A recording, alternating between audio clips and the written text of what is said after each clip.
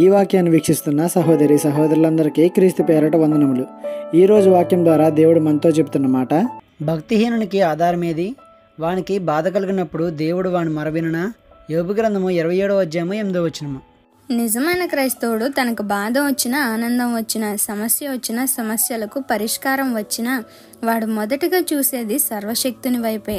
ఎందుకంటే వానికి ఆశ్రయం ఆయనే, వాడు ఆధారపడింది ఆయన పైనే. కాబట్టి లోకం వైపు చూడడు, దానిని ఆశ్రయించడు. వాడు దేవునికి మొరపెడితే ఖచ్చితంగా ప్రార్థన ఆలకించి తగిన సమయంలో జవాబును దయచేస్తాడు దేవుడు. ఈనాడు దేవుడిని ఆశ్రయించి ఆయన శక్తిని పొందుకోలేని భక్తిహీనులుగా మనం ఉన్నామేమో ఒకసారి ఆలోచన చేయండి. భక్తిహీనునికి ఏ ఆధారము ఉండదు, కేవలం లోకమే తన ఆధారం. బాధ వస్తే లోకం తీర్చగలదా? ఎంత మట్టుకు సముదాయించగలదు? ఏ దేవునికి ప్రార్థిస్తాడు? ఏ దేవుడు ప్రార్థన ఆలకిస్తాడు?